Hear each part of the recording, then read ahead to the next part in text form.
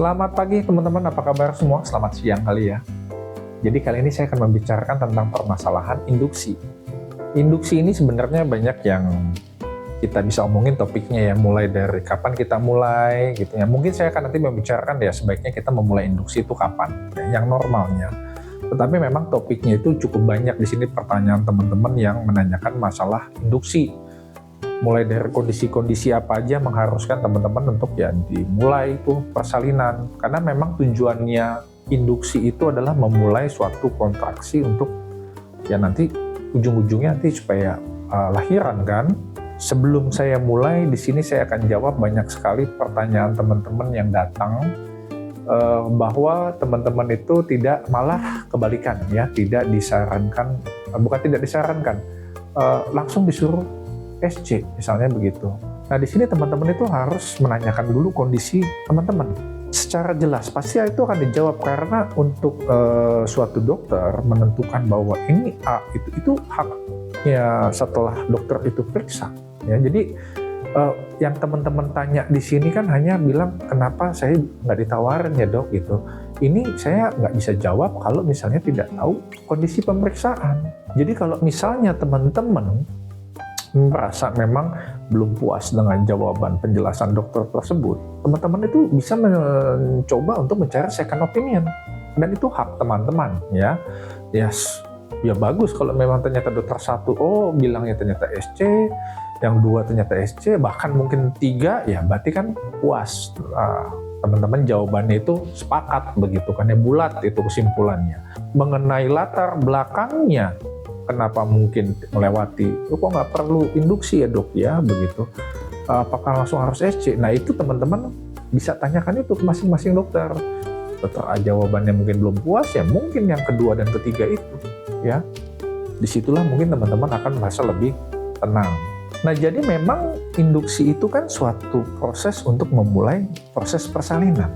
Nah sekarang di sini ada nggak cara kalau misalnya dok ternyata saya nggak bisa diinduksi begitu, maksudnya kita pengen tahu secara nilainya objektif begitu kan? Jawabannya ada teman-teman, bahwa teman-teman mesti ingat bahwa dalam suatu proses persalinan itu ada kontraksi ya. Yang ini kontraksi ini menyebabkan stres pada ya maksudnya aliran darah itu biasanya berkurang kepada janin ya. Biasanya janin-janin yang bermasalah seperti mungkin IUGR, pertumbuhan janinnya terhambat atau bahkan yang nggak bagus lah begitu, ini tidak kuat menahan rangsangan stres ini gitu. Nah untuk mengetahui hal semacam ini sebelum proses kelahiran, kita mempunyai yang satu namanya pemeriksaan CST. Nah di sini ada alat cek detak jantung janin ya, yang rekam jantung janin itu yang panjang, nanti ada kertasnya segini gitu ya, nanti ada kelihatan tuh teman-teman bagus atau tidak. Sambil melakukan rekam jantung ini, kita tuh melakukan suatu tambahan obat perangsang supaya ada kontraksi 1 ataupun 2 ataupun 3 begitu. Itu untuk melihat kondisi janin. Jadi ini kayak semacamnya percobaan begitu ya. Meskipun belum suatu proses kehamilan yang asli. Jadi kita timbulkan dulu rangsangan misalnya 1, 2 atau sampai 3 kali kontraksi begitu. Dilihatlah detak jantung janin. Apakah janin kita ini kuat dalam menghadapi proses persalinan.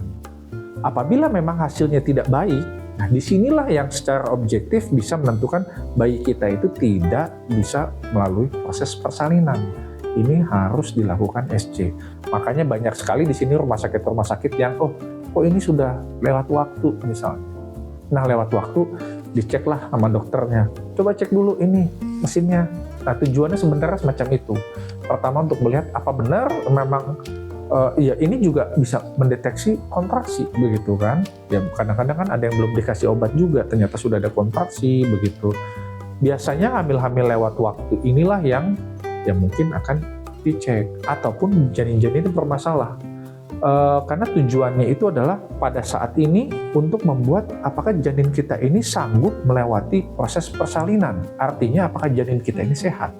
Nah sekarang kapan kita bisa memulai suatu induksi? Jadi memang induksi ini ya bisa dimulai mungkin 39 atau 40 bayi-bayi yang mungkin loh kok kayaknya udah mau dekat waktunya kok nggak mau lahiran, begitu. Itu kita bisa mulai. Nah, yang menjadi permasalahan dalam sistem praktek kita sehari-hari adalah teman-teman menggunakan BPJS. Pada saat teman-teman menggunakan BPJS misalnya 38 atau 39 sudah mau dekat-dekat begitu, belum lewat waktunya misalnya. Ini masih belum lewat waktunya, BPJS itu tidak menerima kan. Nah, misalnya 39 minggu, wah ini kok nggak ada tanda-tanda, masih tebel, masih apa semuanya, yuk kita induksi, mau rencana induksi, tapi BPJS belum terima karena memang tidak ada indikasi kan. Tetapi pada saat nanti indikasinya sudah ada, 40 minggu atau bahkan 40 minggu lebih misalnya, berapa. Nah, disitulah menjadi permasalahan banyak sekali, nanti janin pun mungkin cairan ketubannya sudah berkurang, atau bayinya sudah menjadi terlalu besar, ataupun macam-macam lah di situ. Nah, di sini yang menjadi masalah kadang-kadang, yang masa kita tungguin jelek sampai bayinya kurang cairan, ya meskipun masih bagus ya, tetapi kadang-kadang ya kalau bisa jangan kelewatan banget. Misalnya dari HPHT ini sebenarnya kalau bayi lewat waktu itu banyak sekali permasalahannya, paling sering itu karena salah ukur ya. Tetapi ya ada beberapa juga yang memang kalau misalnya contohnya nih ya, taksiran tanggal 22 bulan lalu. Tetapi menurut USG, nih ingat nih, yang cuma satu kali, teman-teman banyak yang cuma satu kali, itu mungkin tanggal 29 atau tanggal 30. Masalah kan, ini tanggal 29 atau tanggal 30. Udah tanggal 30, datang ke bidan, masih disuruh nunggu lagi. Ini belum mulai, seminggu lagi. Pada saat nanti, sekarang misalnya udah lewat 2 minggu, dicek, oh ternyata ini benar, bahwa yang menjadi patokan itu adalah yang 20-an. Berarti sudah lewat jauh sekali. Nah, pada saat di sini sudah jauh sekali, masih mau lahiran normal, ibunya kan, gimana kita ngeceknya? Pada saat dicek, bayi sudah terlalu cukup besar, cairan sudah sangat kurang, plasenta bentuknya sudah tidak begitu, maksudnya sudah terlalu matang ya. Aliran biasanya kalau sudah terlalu matang tidak terlalu bagus alirannya begitu kan, karena sudah matang sekali. Dan juga ya bayinya pada saat besar ini tidak masuk panggul. Memungkinkan nggak ini kita induksi? Sebenarnya ini permasalahannya, ini hanya salah satu contoh begitu kan. Jadi ya belum tentu pada saat ini semua dokter juga langsung mau melakukan induksi, karena lebih banyak efek negatifnya dibandingkan sesar, apalagi sudah lewat jauh. Nah, jadi memang kalau teman-teman ingin, ya kalau saya belum ada mulus-mulus ya, kalau bisa ya jangan terlalu mepet-mepet banget dengan ya waktu, apalagi sudah lewat hasil HPL-nya begitu kan ya. Kalau bisa ya saat-saat itu juga, misalnya hari ini HPL-nya, ya besok teman-teman kalau udah nggak lahiran datang ke dokter ya. Nah, mungkin di situ akan dilakukan induksi. Tapi teman-teman juga mesti ingat, apabila induksi ini juga permasalahannya tergantung dengan kondisi teman-teman. Apabila misalnya teman-teman ya seperti saya bilang tadi, bayinya kecil, atau ibunya sudah punya darah tinggi, ataupun misalnya bayinya nggak kecil pun ibunya punya darah tinggi di umur kehamilan 37, tensi 180, wah ini nggak bisa. Bisa aja ini, pokoknya ini harus diterminasi bagaimanapun caranya, maupun itu induksi, kalau gagal baru nanti disesar. Biasanya semacam itu. Jadi latar belakangnya itu cukup banyak. Tetapi kalau di sini nih, banyak teman-teman nanya baiknya kapan? Baiknya adalah saat-saat mendekati HPL. Apabila teman-teman pada saat itu biasanya kondisi janin masih bagus, cairan belum dikit-dikit banget gitu ya.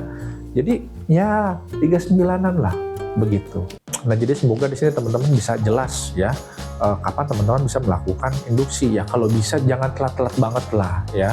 Ya hari ini misalnya teman-teman sudah HPL, atau mungkin minggu ini HPL kok belum ada apa-apa, pembukaan masih kayaknya tertutup, belum ada pembukaan, teman-teman udah bisa langsung ke dokter. Dok, ini kalau memang tidak ada kemajuan ya kenapa nggak kita lakukan induksi? Itu jauh lebih bagus, cairan juga masih bagus, janinnya juga masih bagus. Dan jangan sampai nanti sudah lewat, cairannya sudah habis, bayinya udah kegedean, mau masuk panggul pun susah. Semoga di sini teman-teman bisa jelas. Akhir kata, saya Dr. Thomas yang mengucapkan terima kasih. Oh, I can sing.